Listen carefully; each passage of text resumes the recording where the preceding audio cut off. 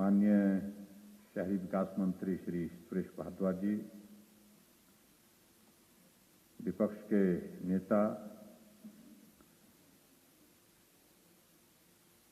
श्री मुकेश अग्निहोत्री जी, माननीय मंत्री श्री वीरेंद्र कंवर जी, डॉक्टर राजीव सैजल जी, विधानसभा के उपाध्यक्ष श्री हंसराज जी, सभी सम्माननीय विधायकगण, पूर्व विधायकगण, मुख्य सचिव श्री अनिल खाची जी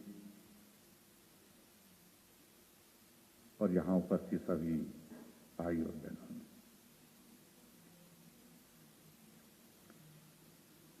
डॉक्टर यशवंत सिंह परमार जी की 114वीं जयंती के इस अवसर पर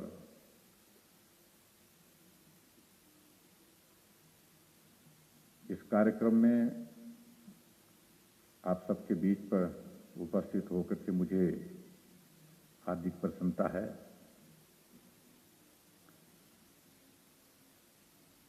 आमतौर पर हम इस कार्यक्रम को, जैसा मुझसे पहले भी कहा गया साथियों द्वारा, हम विधानसभा के कक्ष में, विधानसभा का जो हमारा लाइब्रेरी कक्ष है वहां करते थे।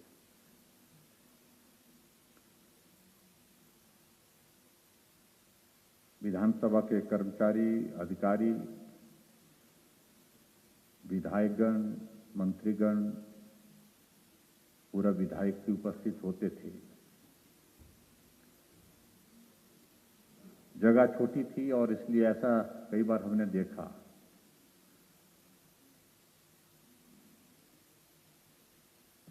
कि उस छोटी सी जगह में जब सब लोगों को बैठने के लिए स्थान प्राप्त नहीं हो पाता था, कुछ लोग खड़े भी रहते थे। और दूसरे में मेरे मन में एक भाव आया, जिस व्यक्तित्व के कारण, जिस नेतृत्व के कारण हिमाचल आज जिस रूप में हम देख रहे हैं, जिनका एक बहुत बड़ा योगदान उसमें है, कहने के लिए हम उनको हिमाचल निर्माता कहते हैं। और हिमाचल प्रदेश का जो वर्तमान स्वरूप जिसको हम देख रहे हैं, वो उनकी बदौलत है।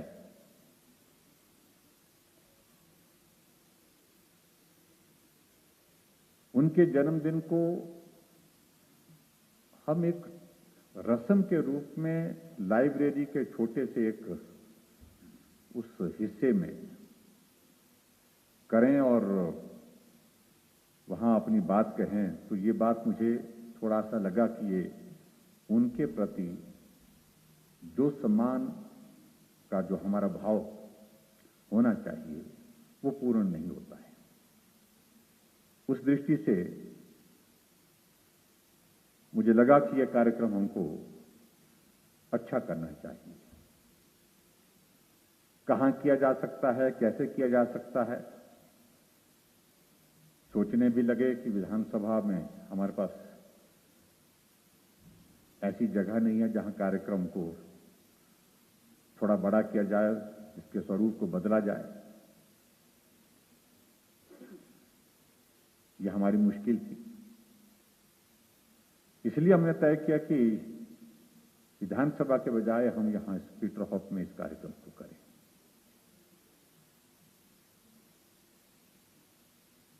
और पिछली बार ये शुरुआत हुई और मुझे इस बात की प्रसन्नता है कि सभी सामान्य सदस्यों ने, चाहे सत्ता पक्ष के, चाहे विधायक के हैं, चाहे विपक्ष के हैं, सब लोगों ने कहा कि ये एक अच्छी पहल है, ये करनी चाहिए। और बहुत भव्य कार्यक्रम यहां इसी जगह पिछले साल आज के दिन किया गया। अब की बार हालात बहुत अलग तरह के हैं, परिस्थितियां बहुत अलग तरह की हैं। कार्यक्रम किया जाए या ना किया जाए, या सिर्फ पुष्पांजलि तक इसको सीमित रखा जाए, ऐसी बातों को लेकर के सुझाव आते रहे, बातें होती रही।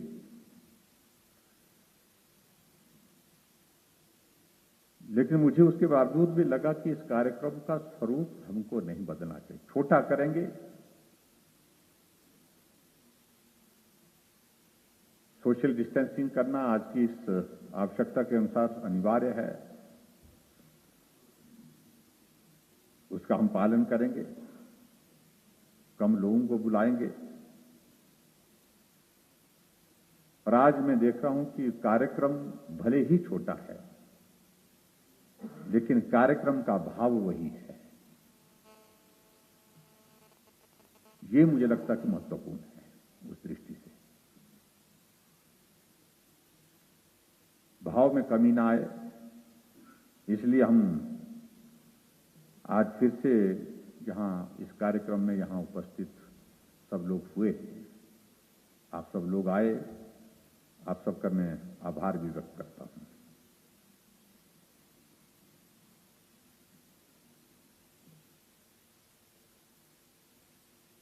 डॉक्टर वाई.एस. परमार, जिनका जन्म आज के दिन 1906 में हुआ, गांव में हुआ, जहां सड़क की सुविधा नहीं थी, स्वास्थ्य की सुविधाएं नहीं थी, और उसके बाद जीवन की अगर हम उनकी बात करें, बहुत व्यवहारिक दौर में से गुजरते हुए, जीवन को कठिनाई के दौर में से गुजरते उन्होंने देखा नहीं, बल्कि उन्होंने उस दौर को जिया है, उस हालात को गुजारा है और उससे सीखा है। और इसलिए जो उनके हमेशा जब वो हिमाचल प्रदेश के मुख्यमंत्री के बतौर 24 मार्च 1992 को पहली बार इस दायित्व पर पहुंचे,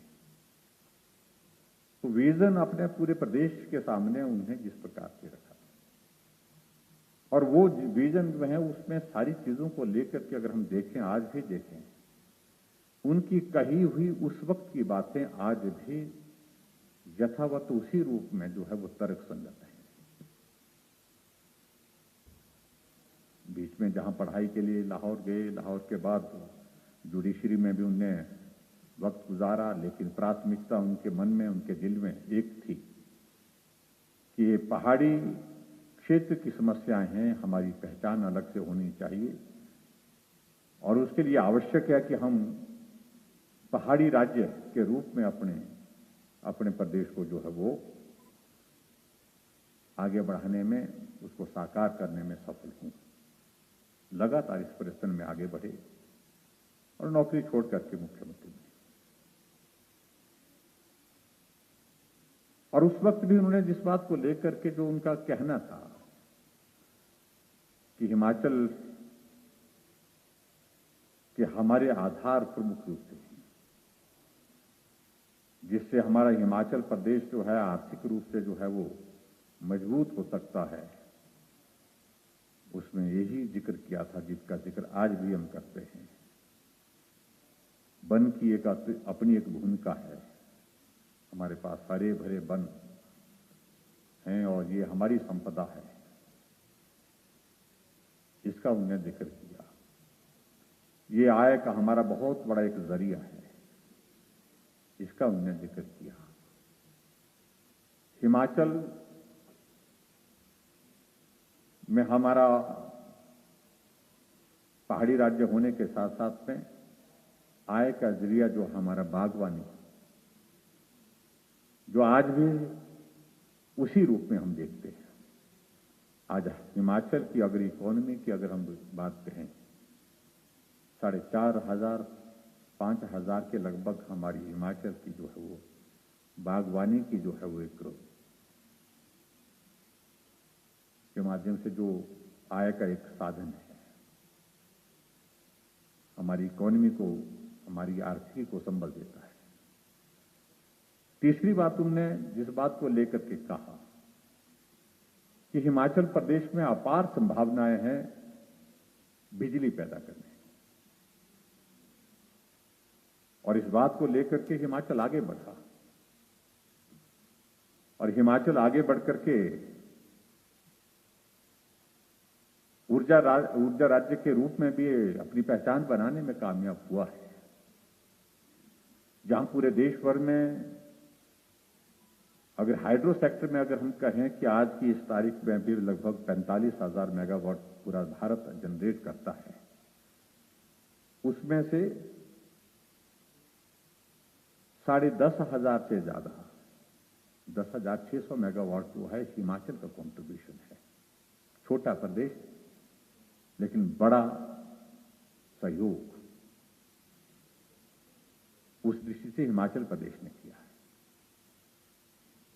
इसके अलावा उनने एक बात और चीज जिसका जिक्र करते थे, जिसका हमारे विपक्ष के नेता मुकेश अग्निहोत्री जी ने जिक्र किया कि प्राथमिकताओं की दृष्टि से जब उनको केंद्र ने पूछा कि भी आपकी प्राथमिकता 3 क्षेत्र आप बताएं, ये सच्चाई है कि क्योंकि उस वक्त सड़कें बहुत कम थी और डॉक्टर वाईएस परमार ऐसे मुख्यमंत्री जो बतौर मुख्यमंत्री प्रवास पर हिमाचल प्रदेश में जब जाते थे कई जगह वो पैदल चल करके गए, कई किलोमीटर चल करके पैदल गए। घोड़े पर उनको लेकर के स्थान पर उस प्रवास में जो है वहां पर पहुंचाना, ये भी किया क्योंकि हालात उस तरह के थे, परिस्थितियां उस प्रकार की थी, सड़कें थी। इसलिए उन्होंने कहा कि मेरी प्राथमिकता सिर्फ सड़कें हैं, लोगों की पीठ का बोझ उतरे, ये उनका एक स्वप्न था। और आज हम इस बात को कह सकते हैं कि हिमाचल प्रदेश अपने स्टेटहुड के 50वें वर्ष में है। आज हमारे लिए सौभाग्य की बात है, खुशी की भी बात है कि हिमाचल प्रदेश में जो हमारी 3226 पंचायतें हैं, उनमें से अब थोड़ी ही पंचायतें रह गई, लगभग 60 के लगभग पंचायतें रहती हैं पूरे प्रदेश भर में, जिन पंचायतों को सड़क से पूर्ण रूप से जोड़ने की प्रक्रिया चली हुई है। और हमारी कोशिश है कि 2022 तक हिमाचल प्रदेश में कोई भी पंचायत ऐसी ना रहे जहां सड़क की सुविधा ना हो, हर पंचायत सड़क से जुड़ी। और ये सारी चीजों को लेकर के उन्होंने एक बार नहीं अनेक बार अपनी बात को जाहिर किया केंद्र के समक्ष भी। सड़कें बनानी है, पैसा ज्यादा लगता है शहरी ये मैदानी इलाके की तुलना में, ऐसे लिए इसके लिए वो हमेशा इस बात के लिए कहते थे कि सड़कों के लिए ज्यादा धन की आवश्यकता है। उस दृष्टि से जहां आज हम इस बात को कह सकते हैं कि हिमाचल प्रदेश डॉक्टर वाईएस परमार के मार्गदर्शन में इस क्षेत्र में भी आगे बढ़ा है। आज हम इस बात को देख सकते हैं कि डॉक्टर वाईएस परमार के बनाए हुए हिमाचल प्रदेश ने एक क्षेत्र नहीं अनेक क्षेत्र ऐसे हैं जहां अपनी अलग पहचान बनाने में हमने सफलता हासिल की है, हम कामयाब हुए हैं। अगर ये पूरे देश भर में साक्षरता की दर के संदर्भ में अगर बात कही जाती है, ये आंकड़े पुराने हैं, भले कहा जाता है कि केरल नंबर 1 पर है, लेकिन अगर मैं हालात और परिस्थितियां ज्योग्राफिकल कंडीशंस को ध्यान में रखते हुए उसके बावजूद भी मैं समझता हूं कि आज की तारीख में अगर सर्वेक्षण दोबारा से हो, हिमाचल केरल से पीछे नहीं है, आगे हो सकता है। दूसरा, हिमाचल प्रदेश छोटा राज्य होने के बावजूद भी हम स्वच्छता के क्षेत्र में सिक्किम के बाद हिमाचल दूसरा प्रदेश है जहां ओपन डेफिकेशन फ्री स्टेट जिसको घोषित किया गया। इसलिए जो वो ऐसे क्षेत्र है जहां बड़े राज्यों से हम बहुत आगे निकले। हम शिक्षा के क्षेत्र में मैंने जिक्र किया, और उसके अलावा हम स्वच्छता के क्षेत्र में, और इसके अलावा विकास के क्षेत्र में भी हिमाचल प्रदेश ने अपनी एक अलग पहचान बनाई है। और उस दृष्टि से मैं समझता हूं कि जो डॉक्टर वाई एस परमार जी का जो एक मार्गदर्शन रहा, हमसे पहले जितने भी इस प्रदेश में उनके पश्चात जो मुख्यमंत्री बतौर रहे, जिनका जिक्र हमारे से पहले भी हमारे साथी ने यहां पर किया, चाहे श्री शांता कुमार जी रहे, चाहे रामलाल ठाकुर जी रहे, चाहे वीरभद्र सिंह जी रहे, चाहे प्रेम कुमार धूमल जी रहे, सब लोगों ने डॉक्टर वाई एस परमार एक ऐसा व्यक्तित्व है, मैंने कभी नहीं सुना, कभी नहीं देखा कि जहां सब तरह का नेतृत्व इस प्रदेश में आज से पहले जिस प्रकार से रहा, सबने उनके प्रति आदर का भाव, सम्मान का भाव और उनके बताए हुए रास्तों पर उनके उस विजन को आगे बढ़ाने के लिए सब लोगों ने काम किया। आज भी हम प्रयत्न कर रहे हैं, प्रयास कर रहे हैं कि डॉक्टर वाई एस परमार के उन सपनों को हम साकार करें। राजनीतिक दृष्टि से बहुत सारी चीजों को लेकर के यहाँ उनके जीवन में किस प्रकार की घटनाक्रम घटित हुए, और उसके बाद सारे जीवन के संदर्भ में यहाँ बहुत डिटेल में एक प्रस्तुतिकरण भी हुआ, एक प्रेजेंटेशन जो हमने पब्लिक रिलेशन डिपार्टमेंट की तरफ से देखा, और उसके साथ साथ में डॉक्टर ओम प्रकाश जी ने बहुत विस्तृत उनके जीवन के बारे में बताया। हर एक पहलू, साथी कौन थे, सहयोगी कौन थे, बड़ी घटनाएं क्या थी जीवन की, उन सारी चीजों को लेकर के जिक्र किया है। मैं उन सारी चीजों में जाकर के मैं इतना जरूर मैं कहना चाहता हूं कि डॉक्टर वाई एस परमार जी ने जिस प्रकार से इस प्रदेश के लिए एक पहचान बनाने के लिए अपने योगदान को, जिस प्रकार से उन्होंने अपना एक योगदान देने की जो कोशिश की, जिसमें सफलता उन्होंने हासिल की, उस पर हमको आगे बढ़ने की आवश्यकता है। और मैं आपको विश्वास दिलाता हूं कि निश्चित रूप से हिमाचल प्रदेश एक पहाड़ी राज्य के नाते जो पहचान बनी, बहुत दौर बीच में आए, पंजाब में ही रहना चाहिए, अलग होना चाहिए, बहुत मतभेद थे, बहुत विचार अलग अलग थे, लेकिन उसके बावजूद अपना हिमाचल अलग अस्तित्व में होना चाहिए। पूर्ण राज्यत्व का जो है वो अवसर भी आया, और उसके साथ साथ में ये भी उनका एक बहुत बड़ा कॉन्ट्रीब्यूशन है, बहुत बड़ा योगदान है जो हिमाचल प्रदेश में। और हमें इस बात की भी प्रसन्नता है कि उस दौर को जो है वो स्टेटहुड के हमारे उस दौर को 50 साल का कार्यकाल पूरा हुआ है। अब की बार हमने ये तय किया था कि इस वर्ष को हम अलग तरह से मनाएंगे। तय किया था हमने कि विभिन्न कार्यक्रम हम जो है वो 1 साल के कार्यक्रम हमने निर्धारित किए थे, स्वरूप बना दिया था, कमेटी कॉन्स्टिट्यूट कर ली थी, और उसमें यह भी तय किया था कि 1 साल में हम हिमाचल प्रदेश 50 वर्ष पहले कहां था, 50 वर्ष बाद आज हिमाचल कहां है, शिक्षा के क्षेत्र में कहां थे, सड़कों के क्षेत्र में कहां थे, आज हम कहां हैं, स्वास्थ्य के क्षेत्र में हम 50 वर्ष पहले कहां थे, आज हम कहां हैं। अलग अलग सारी चीजों को लेकर के हमने विभिन्न कार्यक्रम, 50 कार्यक्रम, 51 कार्यक्रम की हमने रूपरेखा बनाई थी। लेकिन किसी ने सोचा नहीं था कि ऐसा दौर आएगा कि सारी योजनाएं इस एक वायरस की वजह से हमको स्थगित करनी पड़ेंगी। इस कोरोना वायरस की वजह से हम वो सारे कार्यक्रम हमको रोकने पड़े, स्थगित करने पड़े।